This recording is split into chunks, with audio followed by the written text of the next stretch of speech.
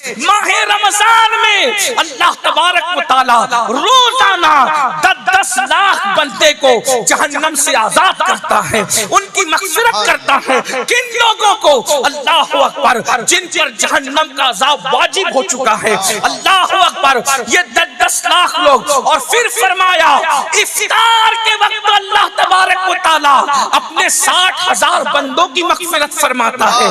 और जब जुमा का दिन आता है, हर लम्हे में अल्लाह ताला 10 लाख बंदों को जहन्नम से आजाद करता है।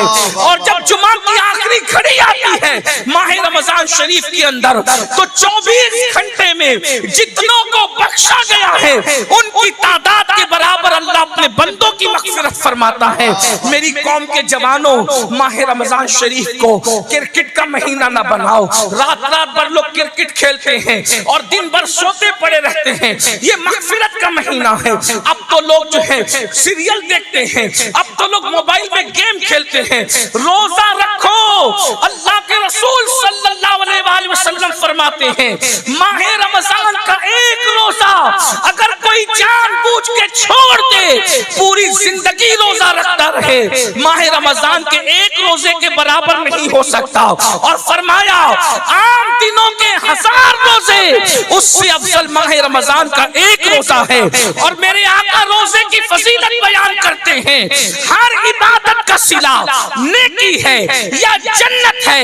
नमाज पढ़ो नेकी मिलेगी या जन्नत मिलेगी, इबादत करो नेकी मिलेगी या जन्नत मिलेगी, हज करो नेकी मिलेगी जन्नत मिलेगी, कुर्बानी दो नेकी मिलेगी जन्नत मिलेगी, सदका दो नेकी मिलेगी जन्नत मिलेगी, माँ बाप की खिदमत करो नेकी मिलेगी जन्नत मिलेगी। मगर रोजा क्या है? मेरे आका फरमाते हैं, अल्लाह फरमाता है रोजा मेरे लिए है और मैं ही उसकी जज़ा हूँ। यानी रोजेदार को खुदा मिल जाएगा।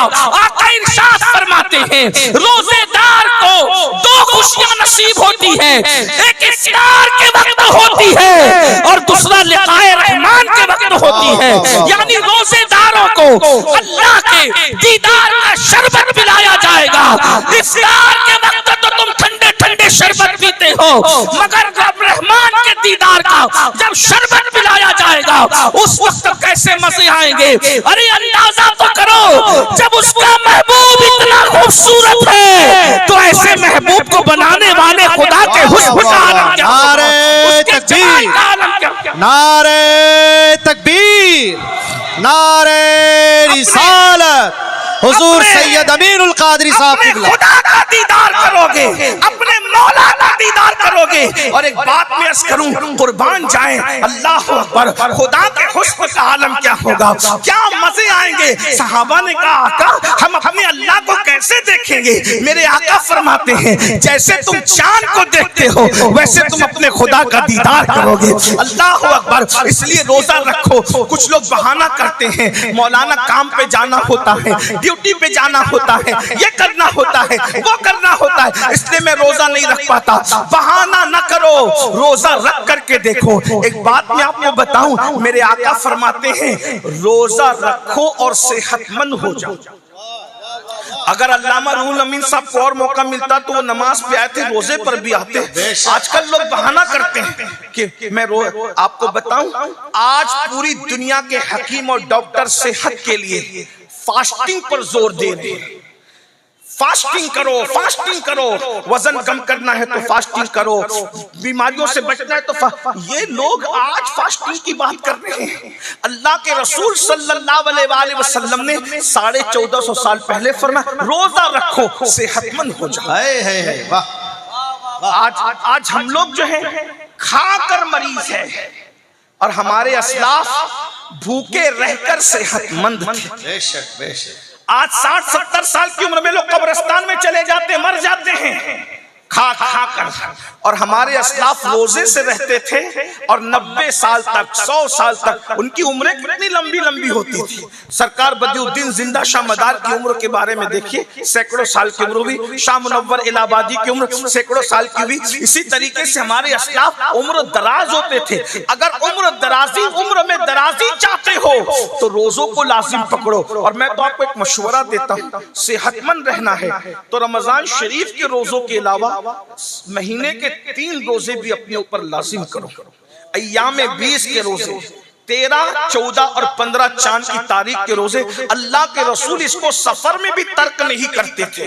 आप ये रोजों को लाजिम करके देखें, इसकी बरकत आपको मिलेगी। अल्लाह के रसूल सल्लल्लाहु अलैहि वसल्लम फरमाते हैं, अय्याम 20 के रोजे रखने वालों के चेहरे कयामत के दिन ऐसे चमकेंगे जैसे 14वीं रात का चांद चमकता है। मेरे भाइयों, रमजान शरीफ आ रहा है, रमजान शरीफ का फायदा उठा लो। और आपको पता है अल्लाह ताला, अभी आपने उलमा से सुना होगा, शबे बरात में अल्लाह कहता है मुझसे रोजी मांगो, मुझसे दुआएं कर लो, मुझसे मगफिरत। ये शबे बरात एक शबे बरात नहीं, अल्लाह के रसूल अलैहि सलाम फरमाते रमजान शरीफ की हर रात में गुरूब आफताब से लेकर तुलुए सुबह सादिक तक अल्लाह अपने बंदों पर खास तजल्ली करता है। वो आसमान दुनिया पर नुज़ूल इजलाल करता है जैसा कि उसकी शान है। वो आने जाने से पाक है। वो खास तजल्ली फरमाता है रमजान शरीफ की हर रात में, और वो कहता है मेरे बंदो मुझसे मगफिरत मांग लो, मैं तुम्हें मगफिरत अता करूं। मुझसे रोजी मांग लो, मैं तुम्हें रोजी अता करूं। मुझसे रिस्क मांग लो, मैं तुम्हें रिस्क अता करूं। मुझसे औलाद मांग लो, मैं तुम्हें औलाद अता करूं। मुझसे दुआएं मांग लो ताकि मैं तुम्हारी दुआएं कबूल कर लूं। ओ साल भर परेशान रहने वालों, कभी तावीज के चक्कर में, कभी वजीफों के चक्कर में, कभी इसका दर, कभी उसका दर, कभी उसका दर। ऐ मेरी कौम के जवानों, अगर अपनी फूटी तकदीर संवारना है, अगर अपनी बिगड़ी तकदीर संवारना है, अपना सोया हुआ मुकद्दर संवारना है, अल्लाह के रसूल के जरिए ऐलान कराया जा रहा है मेरे बंदों मुझसे दुआ कर लो, मैं तुम्हारी दुआ को कबूल करूंगा। अरे जरा गिड़गिड़ा करके देख लो, रोजी रमजान शरीफ में मांग कर देख लो। साल भर तक कुशादगी न हो तो फिर हमारा दामन पकड़ना, क्योंकि हमें अपने नबी की जबान पर यकीन है। अल्लाह अकबर। लेकिन अफसोस की बात यह है रमजान शरीफ की रातों में जागते तो हो लेकिन इबादत नहीं करते, गिड़गिड़ाते नहीं। बल्कि आजकल तो ऐसा हो गया, इफ्तार और सहरी के मौके पर रमजान के प्रोग्राम के नाम पर पड़ोसी मुल्कों ने इतनी बातें फैलाई है कि जो ऐन दुआ और इबादत का वक्त होता है लोग टीवी का मुंह पकड़ के बैठ जाते हैं। बताइए, मैं मजहबी प्रोग्राम देखने का मुखालिफ नहीं हूं, लेकिन जो इबादत का वक्त है तुम टीवी का मुंह पकड़ के बैठते हो, मोबाइल का मुंह पकड़ के बैठते हो। अरे इफ्तार और सहरी के वक्त जब रोजेदार दुआ करते हैं तो अल्लाह के 70,000 फरिश्ते तुम्हारी दुआओं पर आमीन कहने के लिए उतरते हैं। तुम कितने मुकद्दस हो जाते हो जब रोजा रखते हो। आओ ना अपने खुदा के करीब हो जाए, आओ मगफिरत का परवाना हासिल करें। अपनी गुफ्तगू को समेटते हुए फिर मेरे आका फरमाते हैं दूसरे जीने पर जब मैंने कदम रखा तो जिब्रील ने दुआ की, ए अल्लाह तेरे महबूब का जब नाम लिया जाए किसी महफिल में और उस वक्त जो तेरे हबीब पे दुरूद न पढ़े तो उसको भी अपनी रहमत से दूर कर दे, वो भी तेरी रहमत से महरूम हो जाए।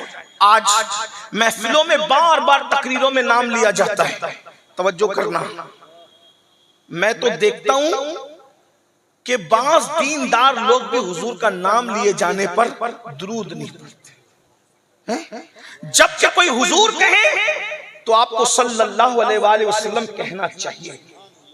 बार बार कहो, हर बार कहो हुजूर अलैहिस्सलाम। कोई सरकार हुजूर की तरफ निस्बत करके कहे तुम कहो सल्लल्लाहु अलैहि वसल्लम, हुजूर कहे तुम कहो सल्लल्लाहु अलैहि वसल्लम। शर्माओ मत, इसलिए कि दुरूद वो अमल है, हर अमल के मरदूद होने का खतरा है, मगर दुरूद कभी मरदूद नहीं है। दुरूद हमेशा मकबूल है। बुजुर्गों ने फरमाया जिस इबादत के रास्ते जाओगे खतरा है कि रद्द कर दिया जाए, मगर दुरूद के दरवाजों से जाओगे तो अल्लाह ताला तुम्हें कबूलियत का शरफ अता कर देगा।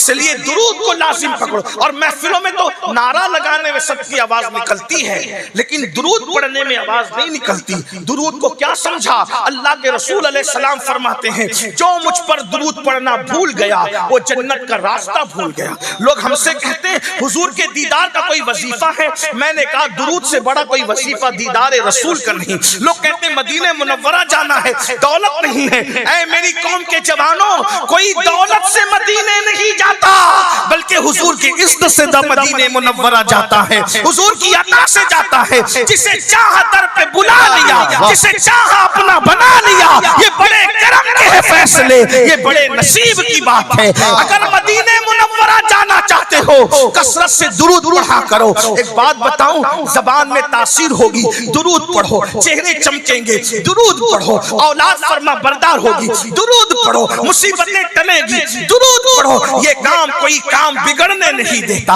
बिगड़ी भी बना देता है। सबना में मोहम्मद, हुजूर का नाम लिया करो, हुजूर पे दुरूद पढ़ा करो। कम से कम 500 मर्तबा हर उम्मती जरूर दुरूद पढ़ा करे। पता है आपको 500 मर्तबा दुरूद पढ़ने में सिर्फ 10 मिनट लगते हैं। सल्लल्लाहु अलैहि वसल्लम, ये मुख्तसर सा दुरूद शरीफ है, 10 मिनट में हो जाता है। और अगर 1000 बार दुरूद पढ़ोगे ना, तो मेरे आका फरमाते हैं 1000 मर्तबा दुरूद पढ़ने वाला, उससे पहले उसको मौत नहीं आएगी जब तक कि वो मेरा दीदार न कर ले, जब तक कि जन्नत में उसका ठिकाना उसको बताना दिया जाए। मेरे भाइयों, क्यों किसी की गिबत करते हो? क्यों किसी की चुगली करते हो? क्यों किसी का जिक्र करते हो? अपनी महफिल में किसी और का जिक्र करने की बजाय अपने महबूब का जिक्र किया करो। आपको पता है सुल्तान महमूद गजनवी, उनके इंतकाल के बाद बरसों बाद उनकी कब्र खुली तो कफन भी मैला नहीं हुआ था। तो लोगों को पता चला ये बादशाह होकर उस वक्त तक सोता नहीं था जब तक 1000 मर्तबा मुस्तफा जान रहमत पे दुरूद नहीं पढ़ लेता था। याद रखना, जो कसरत से दुरूद पढ़ेगा उसका कफन भी मैला नहीं होगा। जो कसरत से दुरूद पढ़ेगा उसकी कब्र की मिट्टी उसके जिस्म को नहीं खाएगी। दुरूद पर तो बहुत सी बातें हैं। एक वाकया मुझे याद आता है, मदीने मुनव्वरा जाने के शायकीन इसको गौर से सुने। ये बहुत पुराना नहीं, अभी माजी करीब का वाकया है। गुजरात की सरजमीन पर, मौलाना गुजरात से आए हैं, इसलिए गुजरात की सरजमीन पर एक आशिक़े रसूल रहता था। बड़ा गरीब था, बड़ा मुफलिस था। याद रखना, इश्क़ रसूल वो दौलत है जो सिर्फ मालदारों को नहीं मिलती बल्कि गरीबों को भी मिला करती है। इश्क़ रसूल वो दौलत है जो सिर्फ खूबसूरतों को नहीं मिला करती, कम खूबसूरत लोगों को भी मिल जाया करती है। इश्क़ रसूल वो दौलत है जो सिर्फ पढ़े लिखे लोगों को नहीं मिलती, अनपढ़ लोगों को भी मिल जाया करती है। एक बात और अर्ज़ कर दूं, इश्क़ रसूल सिर्फ मुत्तकी लोगों को मिला नहीं करती बल्कि इश्क़ रसूल वो दौलत है कभी कम मुत्तकी लोगों को भी मिल जाती है। और याद रखना, जिसे इश्क़ मुस्तफा मिल गया उसे खैर कसीर मिल गया। इश्क़ से बड़ी दुनिया की कोई दौलत है ही नहीं। बल्कि ये सुन ले, जो आशिक़े रसूल बन जाता है वो फरिश्तों के आगे निकल जाता है। जहाँ फरिश्तों की हदे परवाज़ खत्म हो जाती है, कभी कभी आशिक उसके आगे निकल जाता है। ये तो अपना अपना है हौसला, ये तो अपनी अपनी उड़ान है। कोई थक के रह गया पाम तक, कोई कशा से गुजर गया। हुजूर पे दुरूद पढ़ा करो। वो संग तराश था। संग तराश समझते हो? यानी पत्थर तराशने वाला। दुरूद शरीफ की किताब है जिसका नाम दलाइलुल खैरात है। उसको पूरी दलाइलुल खैरात ज़बानी याद। वो दुरूद पढ़ता था। और कैसे? जब भी कोई काम शुरू करता था तो पहले दलाइलुल खैरात का एक चैप्टर, एक सबक, एक बाब, उसको 7 हिस्सों में तकसीम किया गया है। बाज सूफिया ने उसको 8 हिस्सों में, बाज ने उसको 7 हिस्सों में। बहुत खूबसूरत से गए उसमें दुरूद शरीफ के। अल्लाह वाले अक्सर उसको विर्द में रखते हैं। मैं अपने बुजुर्गों से गुजारिश करूंगा, हालांकि मैं इनका छोटा भाई, इनका नालैन बरदार हूँ, उलमा से कहता हूँ बहुत मसरूफ रहते हैं, हो सके तो दलाइलुल खैरात शरीफ को अपने ऊपर लाजिम कर लो। सिर्फ 10 मिनट लगते हैं एक चैप्टर पढ़ने में, और जब आप पढ़ने के आदी हो जाते हैं तो कभी 6 और 7 मिनट में भी निपट जाता है। दुरूद शरीफ की किताब दलाइलुल खैरात को अपने वजीफ, इस किताब को पढ़ने वाले वली बने। बहुत बड़ी चीज है ये, बहुत बड़ी चीज। मेरे भाई, जिस दुरूद को पढ़ने से शहद की मक्खियां कड़वे कसीले फूलों को शहद में तब्दील कर देती है। उस दुरूद की बरकत से हमारा कौन सा मसला हल नहीं हो सकता। हुजूर से अपने रिश्ते को मजबूत करना है तो दुरूद पढ़ो, दुरूद दुरूद दुरूद।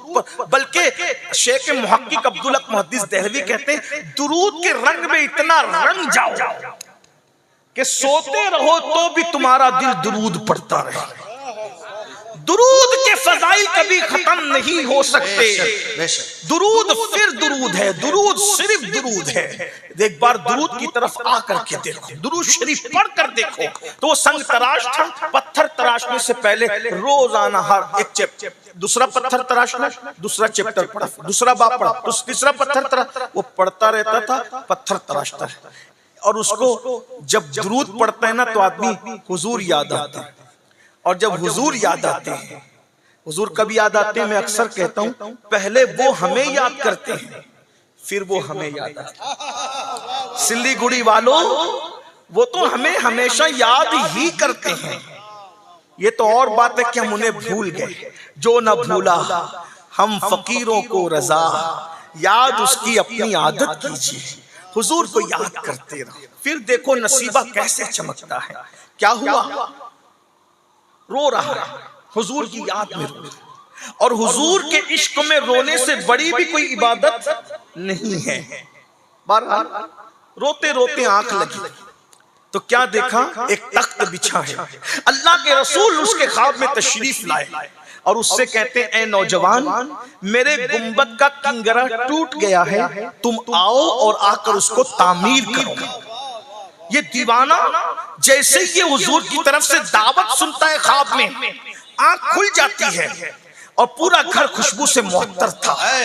दीवाने ने आओ देखा ना ताओ देखा, झोला उठाया, उठाकर कंधे पे डाला और बंदरगाह की तरफ चल पड़ा। न टिकट है न पैसे है, उस जमाने में वीजा और पासपोर्ट का सिस्टम नहीं था। अल्लाह अकबर। वो निकला तो क्या देखा? एक जहाज है जो जिद्दा की तरफ जा रहा है, मगर मल्लाह के लाख कोशिश करने पर वो जहाज आगे बढ़ने को तैयार नहीं है। अल्लाह अल्लाह, अंदाजा तो फरमाए मेरे नबी के इख्तियार फिर इख्तियार है। अरे जो हवाओं को रोक दे, जो चांद के टुकड़े कर दे, जो सूरज को पलटा दे, उसके लिए जहाज को रोकना कौन सी बड़ी बात है। अल्लाह अल्लाह, मेरे नबी के इख्तियार का आलम तो ये है, जहां में उनकी चलती है वो दम में क्या से क्या कर दे।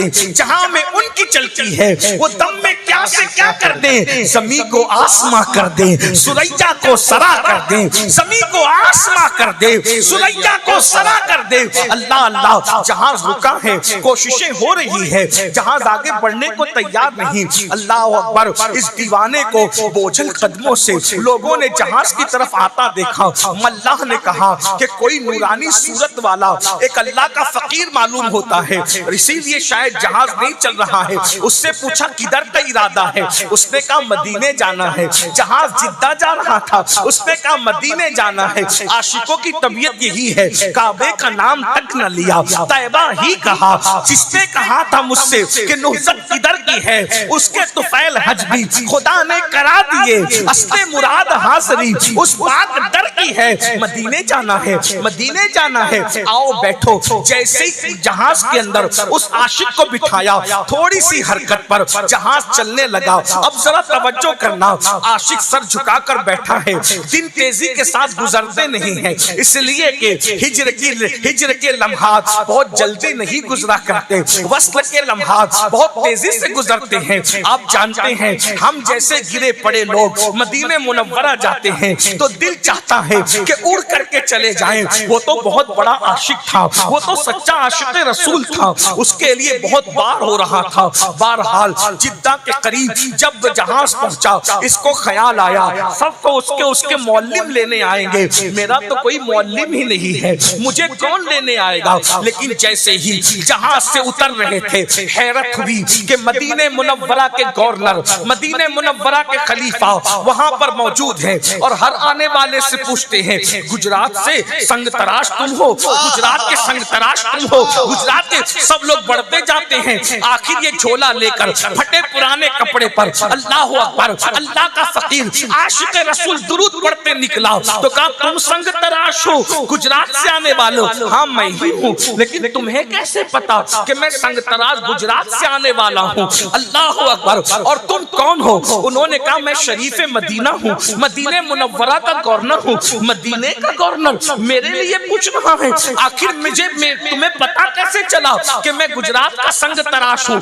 कहा सुनो, ख्वाब में मुस्तफा जाने रहमत तशरीफ लाए थे और मेरे आका ने फरमाया शरीफ मदीना अगर मुझे अपना मेहमान बनाना चाहते हो तो मेरा एक आशिक संग तराश गुजरात से आ रहा है, उसकी खिदमत करना गोया तुमने मेरी मेहमान बनाना, गोया कि तुमने मुझे अपना मेहमान बना लिया।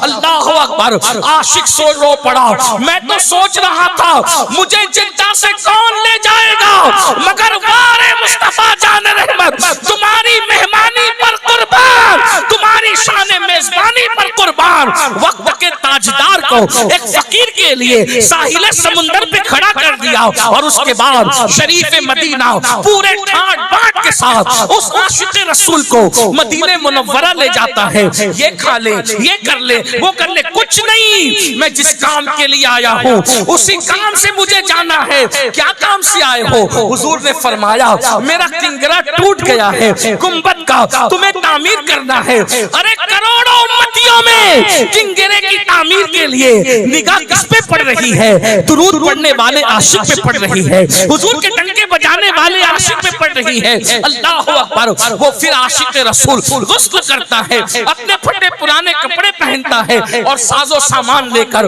गुंबद की तरफ चढ़ता है। हाय हाय, हजारों अख्ताब व अब्दाल निगाहों से जिस गुंबद को बोसा देते हैं, उस गुंबद पे चढ़ने का शरफ जिसे नसीब हो रहा है वो गुजरात का एक मामूली सा संग तराश है। अंदाजा तो फरमाए, कमर में रस्सी बांधकर वो चढ़ा, उसके बाद उसने गुंबद का किंगरा तामीर किया। सब इंतजार में खड़े थे, चलो आएंगे तो खिदमत करेंगे, आएंगे तो मेजबानी करेंगे, आएंगे तो मेहमान नवाजी करेंगे। लेकिन जब किंगरा तामीर हुआ वो गुंबद पे लिपट गया, उसकी गर्दन ढलक गई। लोग इंतजार कर रहे थे, आओ तो खिदमत करें, आओ तो खिदमत करें। जब देर तक कोई आवाज न आई तो खादिमों को ऊपर चढ़ाया गया तो लोगों ने बताया इसकी तो रूह कफ़से उनसरी से परवास कर चुकी है। जब तेरी याद में दुनिया से गया है कोई, जान लेने को दुल्हन बन के कज़ा आती है, उसकी किस्मत पे फिदा तख्ते शही की राहत, खां के तैबा पे जिसे चैन की नींद आई हो। देखो दुरूद ने उसको कहां पहुंचा दिया। इसलिए जब भी हुजूर का जिक्र हो सल्लल्लाहु अलैहि वसल्लम कहा करो, हुजूर पे दुरूद पढ़ा करो। वाजिब कितनी मर्तबा है, फर्ज कितनी मर्तबा है, मैं इसमें नहीं उलझाना चाहता। मैं तो कहता हूँ हम इश्क के बंदे हैं, जब जब यार का नाम लिया जाए तब तब हुजूर पे दुरूद पढ़ा जाए, जब जब यार का नाम लिया जाए हुजूर पे दुरूद पढ़ा जाए। तीसरी और आखिरी बात अल्लाह के रसूल फरमाते हैं, जब मैं तीसरे जीने पे मैंने कदम रखा तो जिब्रील ने कहा या अल्लाह, जो अपने माँ बाप में से किसी को बुढ़ापे में पाए, एक को या दोनों को, और उनकी खिदमत करके वो अपने ऊपर जन्नत लाजिम न कर ले तो उनको भी अपनी रहमत से दूर कर दे। हुजूर फरमाते मैंने उस पे भी आमीन कहा। आज माँ बाप मसला कश्मीर बने हुए,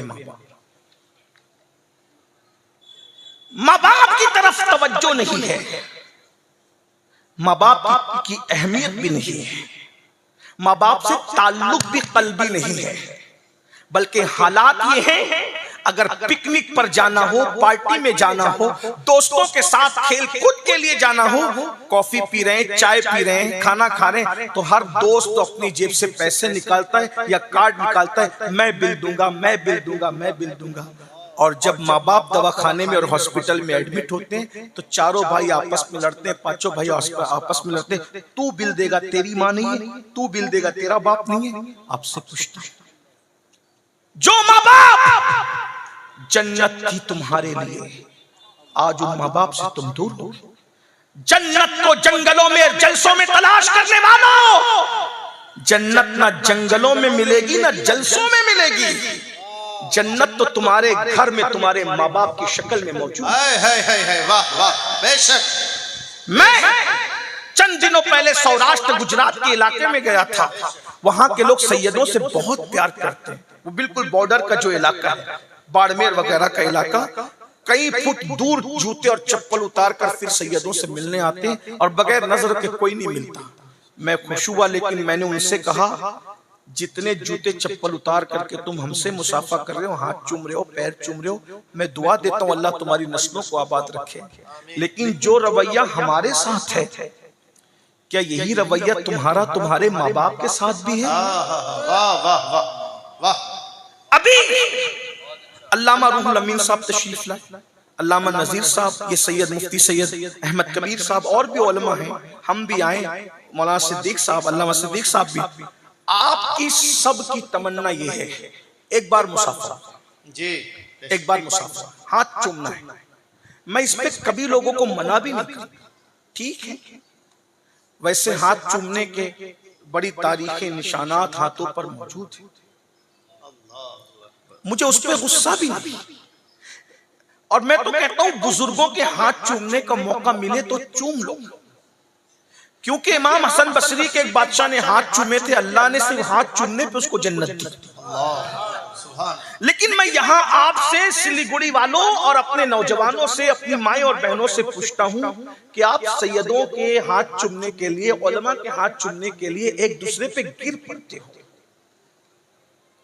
मगर यहाँ जितने उलमा बैठे, अगर मैं गलती करूं तो ये मेरी इस्लाह करेंगे, सही कहूं तो मेरी तायीद करेंगे। आप कोई भी सैयद साहब, ये बात तो मैं कह सकता हूं, कोई और कहेगा तो उसको गलत रंग दे, कोई भी कितना ही बड़ा सैयद अगर आपके लिए दुआ करे, सैयद की दुआ कबूल होती, लेकिन अल्लाह बेनियाज है, अगर चाहे तो वो तुम्हारे हक में सैयद की हुई दुआ भी रद्द कर सकता है, कबूल होती, लेकिन वो रद्द कर, वो बेनियाज, उसको कबूल करना उस पर लाजिम नहीं है, अल्लाह पर कुछ लाजिम नहीं है, बेनियाज है। हम सब उसके बंदे हैं। वो अगर सारी जिंदगी की इबादत को रद्द कर दे तो भी कोई उससे पूछ नहीं सकता कि क्यों रद्द किया। कितना भी बड़ा वली, मैं ये बात उलमा की मौजूदगी में, मुफ्तियों की मौजूदगी, मुफ्तियाने किराम की मौजूदगी में कह रहा हूं, फिर ये कह रहा हूं, इनको हक है मेरी इस्लाह करने। कितना भी बड़ा वली अगर दुआ करे, अल्लाह बेनियाज है, वलियों की दुआ वो कबूल करता है, लेकिन अगर चाहे तो वो वली की दुआ जो आपके हक में हो रही वो रद्द भी कर दे, कर सकता है, वो कर सकता है, पॉसिबल है, मुमकिन है, क्योंकि वो बेनियाज है, वो बेनियाज है। मेरे भाई, जब उसने किसी हजारों साल इबादत करने वालों की इबादत को रद्द ही नहीं किया, बल्कि उसके गले में लानत का तोक डाल दिया, बलामा बाउर का अंजाम क्या हुआ?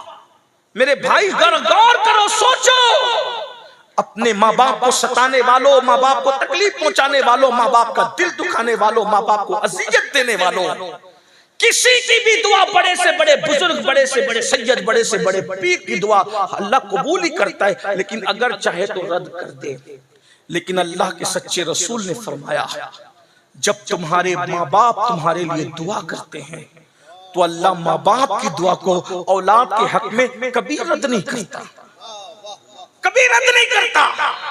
ये मौलाना ज़ीशान जैसे नाज़िम हजरात जब हम लोग स्टेज पर आते कहते हैं इनके चेहरे को देखो तो इबादत का सवाब, इबादत है। मैं कहता हूं अगर जो गुमान किया है वाकई हम वैसे नेक हैं तो इबादत का सवाब मिलेगा, वरना मिंबर पर सर झुकाकर मक्कारी कर रहे हैं और कमरे में जाके गड़बड़ कर रहे हैं तो क्या इबादत का सवाब मिलेगा? नमाजों में सोते पड़े तो क्या इबादत का सवाब मिलेगा? जन्नतियों को देखकर इबादत का सवाब मिलता है, जहन्नमी और बेअमल लोगों को देख करके इबादत का सवाब तो नहीं मिलता है। ये बात तो है ना, तवज्जो करना, बहुत ध्यान से सुनना। कोई कितना भी मेकअप करके आए मिंबर पे, आप उसको देख करके अगर चले वो वाकई नेक भी है तो सवाब जो मिलेगा वो उतना ही मिलेगा, जितना मिलेगा मिलना उतना मिलेगा। लेकिन वो माँ बाप जिनके सीधे साधे चेहरे जिस पे झुर्रियां पड़ी है, कोई मेकअप नहीं, कोई साबुन नहीं, कोई फेस वॉश नहीं, लेकिन और फिर यहां इबादत का सवाब तकवे की बुनियाद पे है, अगर तकवा नहीं है तो इबादत का सवाब नहीं मिलेगा हमें देखकर। नमाज नहीं है तो इबादत का सवाब नहीं मिलेगा हमें देखकर।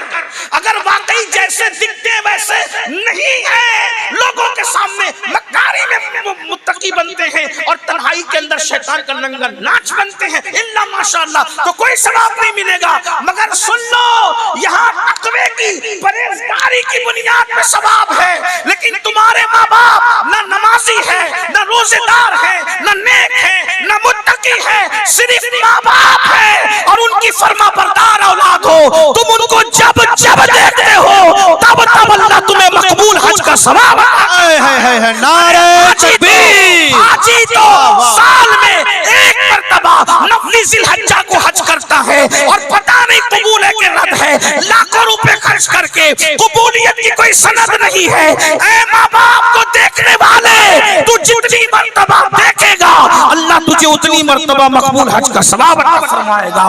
10 मर्तबा देखे तो 10 मर्तबा, 20 मर्तबा देखे तो 20 मर्तबा, 100 मर्तबा देखे तो 100 मर्तबा। अफसोस अपने माँ बाप के पास बैठने के लिए तुम्हारे पास टाइम नहीं है, वक्त नहीं है। दोस्तों के पास घंटों बैठते हैं और माँ बाप इंतजार करते हैं मेरा बेटा या मेरी बेटी आकर मेरे पास 10 मिनट तो बैठे। बैठते हो अपने माँ बाप के पास? नहीं बैठते। और एक बात आप सुन लें, हम बच्चे थे जितनी जरूरत हमें अपने माँ बाप की थी, बुढ़ापे में उतनी ही जरूरत हमारे माँ बाप को हमारी होती है। माँ बाप को कुछ मत दो, सिर्फ जाके बैठ भी जाओ ना तो उनका दिल बड़ा हो जाता है। उनके हाथ चूम लो तो उनका सीना 56 का हो जाता है। ये सूदखोरों के चेहरे क्या सीने क्या 56 के होंगे, ये सीना 56 का उनका होता है। जो माँ बाप के जब तुम हाथ चूमते हो, जब तुम उनकी कदम बोसी करते हो। और एक बात ये भी याद रखना, आजकल के नौजवान छोकरों को पता ही नहीं माँ बाप क्या है। अल्लाह के रसूल अलैहिस्सलाम फरमाते माँ बाप राजी अल्लाह राजी, माँ बाप नाराज अल्लाह नाराज। यहां तक फरमाया अगर किसी के माँ बाप नाराज हैं तो अल्लाह उसकी नमाजें और उसकी दुआएं भी कबूल नहीं करता। माँ बाप को बहन के यहाँ छोड़ दिया, माँ बाप को यहाँ छोड़ दिया, और अल्लाह के रसूल क्या फरमा रहे, जो अपने माँ बाप की खिदमत करके माँ बाप को राजी न कर ले, अपनी मगफिरत न करवा ले, जन्नती न हो जाए, अल्लाह उसे अपनी रहमत से दूर कर दे। यहाँ मुझे एक बात याद आती है और उसी पे मैं बात पूरी करता हूँ। आजकल के नौजवान चाहते माँ बाप को छोड़ के सब हासिल कर ले। मैं पूरी जिम्मेदारी से कह रहा हूँ, माँ बाप को छोड़कर तुम कुछ हासिल नहीं कर सकते।